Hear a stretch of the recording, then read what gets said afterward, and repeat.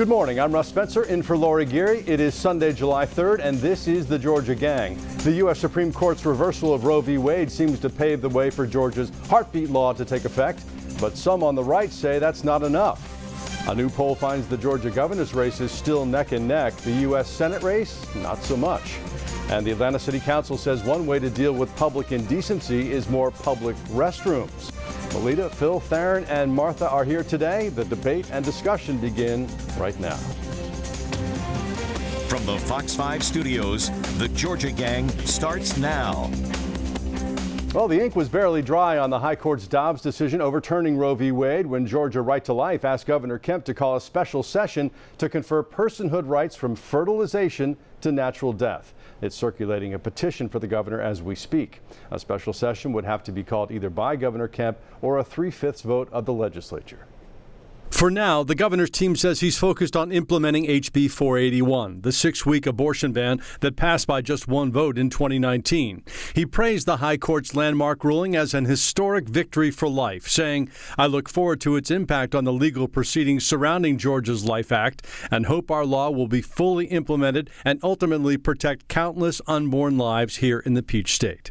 Stacey Abrams called the ruling wrong and sinister and promised to do everything in her power as the next governor to reverse it. I would reject the notion that this is the will of the people. This was a political decision made by the narrowest of margins and done to satisfy an even narrower constituency. 7 district attorneys across Georgia, including the DAs in Fulton and DeKalb counties, announced this week that they will use their discretion not to prosecute any abortion-related cases. The role of the district attorney is to enhance public safety while minimizing the harm that we cause in our communities. And enforcing this law undermines public safety and certainly has the ability to increase harm. Fulton County DA Fonnie Willis said she will not be using precious tax dollars, as she put it, to pursue prosecutions based on a woman's personal health care choices. So the panel is here now. I know you discussed this a lot last week. I watched the program, so we're not going to go over all the same ground again, but you've had a week to digest this. Georgia Right to Life calling for a special session. What do you think? Well, we already have personhood in the heartbeat bill, and it is severable depending on how the decision comes about. So I think this is not going to happen. The governor's not going to call a special session, and they don't have a 3/5 vote. But I do find that the hubris of Stacey Abrams talking about how the slimmest of margins, the duly elected people of the Georgia state legislature, which is really what the pro-life movement did to win these cases, all of them, are legitimate representatives of the people. And she wants to be the governor, so she needs to be a little more respectful of the state house. Theron, what do you think about that? Well, Martha has got to make sure that she pushes back on Stacey Abrams because she's the Democratic nominee. And, clearly I thought Stacey articulated what she thought should be done now that we move forward from this decision. I do think the decision was slim. I mean, it was, 5-4 decision. So that, to her point, it was a decision. I mean, one justice, if he or she had went the other way, we wouldn't have had Roe v. Wade overturned. But Russ, the thing that I think is so important is that you see the Right to Life group getting to work right away. Melita and I focused last week on encouraging people who are pro-choice, a lot of groups, to get to work right away. And so now what you're going to see is a back and forth from a lot of different groups, a lot of lawsuits. I agree with Martha. I don't think there will be a special session, but the fact that they call for it shows that they do have a political and sort of policy strategy moving forward on this. And so now what you're going to see is the people who want to basically push back on the birther bill at a time where the Attorney General and the governor came out and said, hey, let's move forward with it. Next week or the week after, we'll probably talk about some of those efforts. Phil, what do you think about these DAs in Fulton and DeKalb saying you can write your laws, but we're not going to enforce them? I think that is a sad commentary. That's disgraceful. It undermines the rule of law in this country. Yes, there's prosecutorial discretion, but you just blanketly say, I'm not going to prosecute anything to do with abortion. I think it basically, why take the oath of office to prosecute laws? It's what if there's an abortion mill, a slaughterhouse or something that's been happened in other states where, yes, egregious cases have to be prosecuted. And I do think Stacey Abrams and the Democrats do have a problem as the debate continues. I think that Stacey Abrams had to clarify her view. It seems to me she would agree with abortions right up to the point of birth, which that's pretty radical even for a lot of people in the center and a lot of Democrats. As we talked about a little bit last week, I think the majority of people in Georgia and America are pro-choice, but also the large majority are for restrictions. Well, and she says it should be a medical decision, not a political one. Melita, what's your response to all this? Well, my response is that I think Phil is, with all due respect, mischaracterizing what Ms. Abrams said. She said that she is in favor of abortions up to the point of viability, and that is a physician decision, a medical decision, not a political decision. That is generally thought to be at about 23 weeks. And so I think she has declared where she is, but she talks about the fact that these are decisions that doctors should make, not politicians. And I think that's very correct. We've seen time and time again male politicians and legislatures, with the exception of one state, Nevada, are dominated by men. There are a lot of men in those legislatures who can't even properly pronounce the names of the parts in a woman's reproductive system. And to have them legislating policy that tells a woman how her medical decisions should be made is something that women are upset about, and rightfully so. Okay, let's talk about some of the other rights that might potentially be in jeopardy. In his concurrence, Justice Clarence Thomas made it clear he thinks the legal reasoning behind the decision to overturn Roe v. Wade applies to other cases involving contraception, sodomy, same-sex marriage. He wrote, "In future cases, we should reconsider all of this court's substantive due process precedents, including Griswold, Lawrence, and Obergefell, because any substantive due process decision is demonstrably erroneous. We have a duty to correct the error regarding those precedents." He did not mention Loving v. Virginia, the decision that legalized interracial marriage, but basically he's telling the state legislatures around the country, bring it on, we're ready to handle these things. And in Texas, Ken Paxton, the Attorney General, said he's ready to defend the sodomy law. Look, I love Clarence Thomas, but I think he was wrong on this. It was a one-person concurring decision, and if you actually read the Scalia decision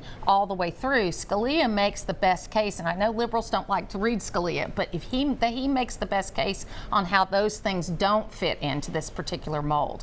So I think Justice Thomas went too far on that one, but he was the one-person concurring decision, not the majority decision. So should gay folks in Georgia be concerned that their rights might be next?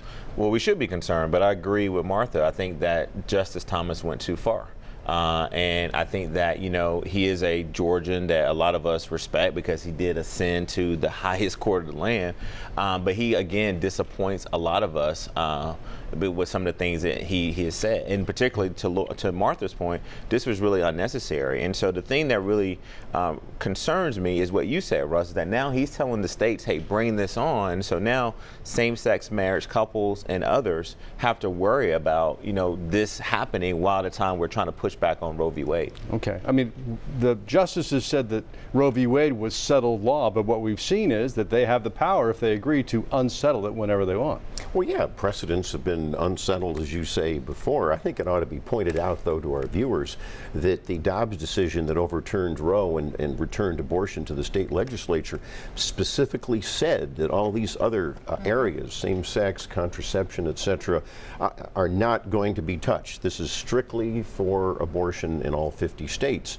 And so I think the other constitutionalists, I call them constitutionalists, that did overturn Roe, they didn't agree with Clarence Thomas. And so, yes, the liberals and the Democrats are going to say, oh, this is terrible. I don't see any of this happening. Those same justices swore under oath in confirmation hearings that Roe was settled law. So now they're saying in an opinion, believe us like you believed us before, except now we're saying something absolutely the opposite of what we said before. They said it was settled law, but they didn't say that they would never overturn anything. Well, now we know that's what they decided to do. All right. When we come back this morning, we are going to talk about some new numbers, a brand new poll in the Georgia governor and U.S. Senate races, and a White House aide who was with the former president on January 6th tells the nation what she saw and what she heard. We'll be right back. Have a question or comment for the Georgia Gang? Email them at georgiagang@foxtv.com. A new poll this week shows a continuing dead heat in the Georgia governor's race, but a big change in the U.S. Senate contest. A Democratic incumbent, Raphael Warnock, leads 54 to 44% over Republican challenger Herschel Walker, according to a new Quinnipiac University poll of Georgia registered voters.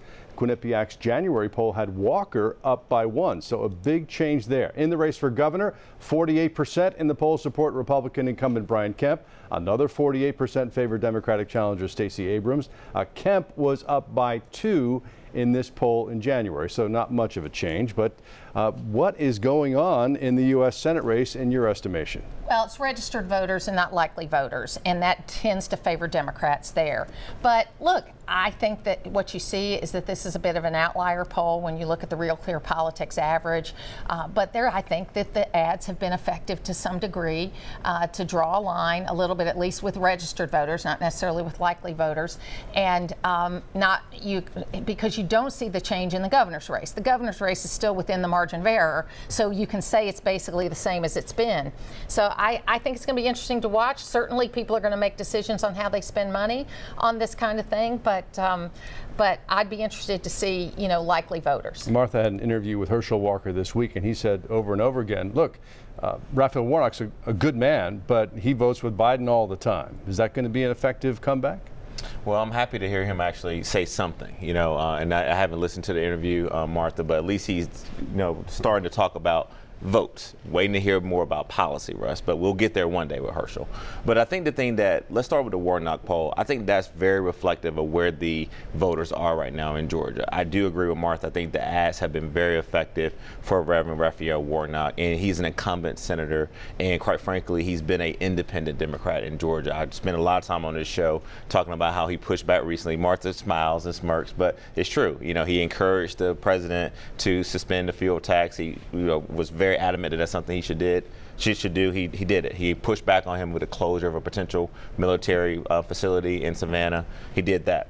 But let's get to the governor's race. And you've heard me say this, Russ, and Melita and Phil and Martha. If you're an incumbent governor, Democrat or Republican, if you're not leading your race, that's very concerning. And I think for the race to be 48-48 with the amount of money that both of these candidates have shows you that I think pretty much the base have pretty much made up their mind. If you're a Democrat, you're voting for Stacey Abrams. If you're a Republican, you're voting for Brian Kemp. So the race is in the middle. And I think that that's where the ads and the debates and the policy discussions are up for grabs. So if you're Stacey Abrams right now, Russ, you're feeling pretty good. You haven't been on the ballot in 4 years, and you're neck and neck with an incumbent governor who just went through a very tough primary, who has a lot of money. If you're Brian Kemp, you got to be concerned about these numbers, because we know as Democrats that if people who are registered to vote based on the demographic shifts and the voter registration, we should win. If they stay at home, then it's probably not going to be a good day for us in November. Well, I got a check from the state before the primary with Governor Kemp's name on it, and he may very well send out another one before the fall election. That helps. That might have an impact. Well, let me go back. I do agree with Theron. I think we would all agree that this election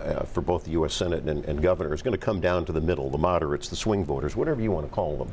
And so that's where ads are going to be targeted. I think, yes, the base pretty much knows who they're going to come out for. Martha, you're right. I think the poll should do likely voters rather than registered. That was a flaw. I do think that Herschel Walker has hemorrhaged a bit because of the ad wars. It's very interesting. These polls will fluctuate because the airwaves are full of these attack ads and promotional ads to make them look good. We've said Warnock has some very good ads. So I think, I don't know how much Walker may be down, but he needs to step it up. As for the governor, I think that the poll is a little bit off. I would give him a few extra points. It was within the margin of error. I think the ads are effective against Abrams, that she's on video. It's not Kemp saying that, she's on video saying she would defund the police. And a lot of Democrats and liberals now say, hey, wait, that was a bad idea. Maybe we're not going to do that. Well, the fact that they were supporting such a bad idea, I think the center does not like rising crime in the state of Georgia. That's going to help Republicans. They don't like inflation and high gas prices. This is the red wave you're going to see around the country. How much it'll affect Georgia, we don't know. Okay, here's what she said after she said yes. about defunding the police. If there's a moment where the resources are so tight that we have to choose between whether we murder black people or serve them, then absolutely our choice must be service. But I actually think it's creating a false choice and a false narrative that's playing into the hands of Donald Trump and the Republicans. So there was more context. She said to crawfish on that, flipping around. You know how they make political ads. Melita, what's your take on all this? Well, I thought the most interesting thing when you drill down on the numbers in the poll is that older people generally have a more favorable position on Herschel Walker than the younger generation, and those older people are the people who still remember the football legend. And they're more likely to vote. And they also watch certain news sources. But I also thought it was very interesting that 43 to 49% believe Herschel Walker is not honest. 43 to 37% believe he does not have good leadership skills. And not even all of them believe that he cares about average Georgians. So those are places that the Warnock campaign can really message around. And the overall perception of Herschel being honest is a result of all of the ads which have been run in recent weeks. Okay, I want to get your reaction to the hearing, the January 6th hearing this week. A former White House aide testified on Capitol Hill that Donald Trump knew people were armed at the January 6th rally and were reluctant to come inside the perimeter at the ellipse because the magnetometers would detect those weapons. Cassidy Hutchinson testified that the former president urged security to take down the mags because his people weren't there to hurt him. I was in the vicinity of a conversation where I overheard the president say something to the effect of, I don't effing care that they have weapons. They're not here to hurt me. Take the effing mags away. Let my people in. They can march to the Capitol from here. Let the people. Now, the right-wing Washington Examiner had this response. Hutchinson was a conservative Trumpist, true believer, and a tremendously credible one at that. Trump is a disgrace. Republicans have far better options to lead the party in 2024. No one should think otherwise, much less ever support him ever again. Again, Washington Examiner, very right-wing. Although I'll tell you, from the perspective of my social media, it doesn't seem to me that the Trump believers are even watching this or paying attention. Phil, what do you think? Does this change anything? I don't think so. It's a show trial. It's all the witnesses are anti-Trump. All of the panelists are anti-Trump. There's no due process. There's no cross-examination. With this Cassidy Hutchinson, she got caught in a lie. She said that the president somehow, was a totally crazy story, tried to grab the wheel of the presidential limousine and turn it around. The Secret Service said that was a lie, Russ. And so my point is, she didn't say it was. She didn't say that she heard it. She said she was repeating what somebody else said, acknowledging it was hearsay. You cannot cross-examine anybody. There's no due process. It's a sham hearing. I'm in favor of investigating January 6th. I think everybody is. This is not the way to do it. Darren, what do you think? I mean, thank you for clarifying what she acknowledged it was hearsay. Yeah. And so I think, look, to say that people are not paying attention, Russ, a lot of people watch this show. Millions and millions of viewers watch this show every week. And the amount of calls that I got from folks on Sunday, many people who we know, professionals, that said, hey, I agree with you. We need to continue to talk about how a man who took the oath of office, you talk about oath, and you went after these DAs, well, go after the president for violating his oath of office, which is the number one responsibility of a president, is to protect the homeland and protect the American people. And what we have heard— He called for the National Guard to protect the Capitol. What we've heard week after week after week, not just from Democrats, from Republicans, people who went to work for this president, that he literally, in what you just heard, said, hey, let them in. They're not here to kill me. And so, Russ, I'm going to continue to come on the show week after week, even though Republicans think we should talk about gas and groceries and guns and empty pantries and jobs and all that stuff. That's not important? But it's very important, because we've been talking about that for a long time. But I think the thing about this is that what these witnesses are doing is appropriate. But what I'm very, very surprised to see is, where's the Republicans coming out to defend this former president? Phil gets on here every week and defends him. Martha will defend it in a minute, whether or not how she wants to do it. But there's not Georgia Republicans. They're not people across the nation. I'm sorry. I'm out of time for this segment. I apologize. You two had your say. You two are next after this break. We'll be right back. I apologize. Join the discussion on the Georgia Gang Facebook page and watch past episodes on the Georgia Gang YouTube channel. All right, this next story is not the biggest deal unless you got to go. Atlanta city leaders are responding to recent acts of public indecency. City council members say Atlanta needs to buy more public restrooms to prevent scenes like this in Buckhead.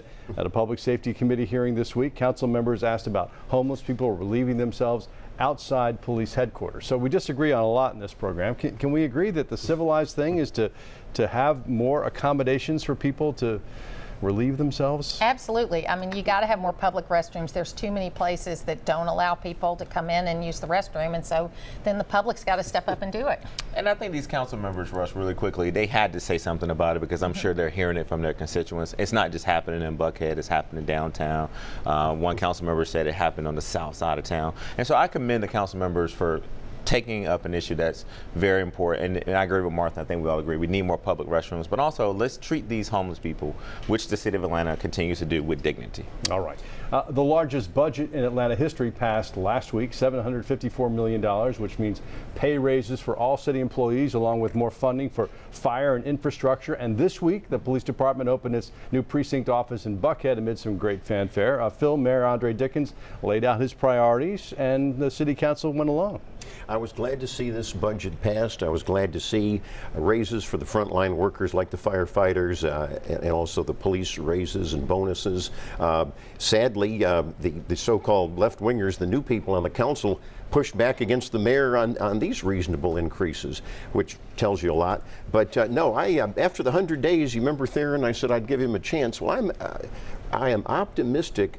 I don't think the Buckhead precinct can get staffed properly. This is a huge problem. I think it would take 2 years if you had the best chief in the world to get the personnel up to where it should be. But I'm going to be cautiously optimistic with the passage of this budget. Yeah. Melita, what do you think? The firefighters actually got more than the city council was asking for. Well, and in burning buildings, we want them to be well paid. There you go. And I think that this is a great thing, but we can't address crime fully until we also address the access to guns, as we saw this week with the tragic shooting at a sandwich shop over too much mayonnaise on a sandwich, when a man who was already on probation and was out on bail should not have had a gun. Should not have had a gun, and he had access to a gun, and one young woman is dead and another one has had to have serious medical issues. And so we've got to, if we're going to talk about crime and giving police chiefs and police personnel raises, we also need to address the gun problem. Let me give you the last word on that. Look, I think that this is a good thing that the budget was passed the way it was. I'm cautiously optimistic also with Andre Dickens. I think he's trying to fulfill his promises and trying to show action. But I agree with Phil. The staffing issue is real. It's not just in the city of Atlanta. It's in lots of businesses across the city and in key areas, whether it's healthcare or public safety, right? It's going to take some time to get that staffing back up again. But real quick, 120 officers are in Zone 2, which is Buckhead for our viewers. 12 officers and 2 supervisors will be assigned to this precinct, which is comparable, if not more, than we see. So I think that the staff shortages shouldn't be a concern because he's putting the money into the police department and the officers are there. All right, thanks to all of you. Winners and losers are next. We'll be right back. Time now for the week's winners and losers.